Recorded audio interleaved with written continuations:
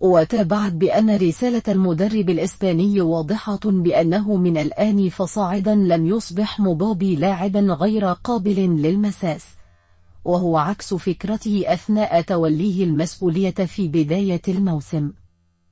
فجر تقرير صحفي مفاجأة بشأن الضجة المثارة حول كيليان مبابي نجم باريس سان جيرمان، وقرار مدرب الفريق لويس إنريكي باستبداله في المباراة الأخيرة أمام رين في الدوري الفرنسي.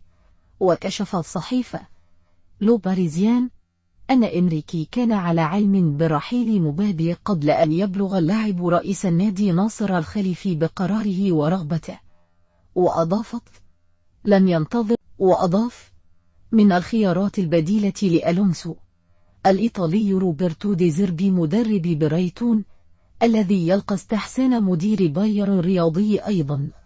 وأفاد بأن صاحب 44 عاما يمكنه مغادرة برايتون بنهاية الموسم مستغلا الشرط الجزائي في عقده، لكن بايرن ميونخ سيجد صعوبة بالغة حال أراد التحرك نحو دي زيربي الذي يحظى أيضا باهتمام برشلونة. الباحث هو الآخر عن خليفة لمدربه تشافي هرنانديز.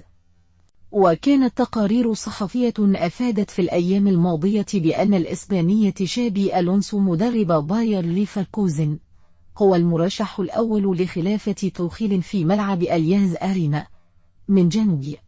أكد فلوريان بيل صحفي شبكة سكاي ألمانيا استمرار المدرب الإسباني على رأس أولويات بايرن بناء على رغبة المدير الرياضي ماكس إيبر.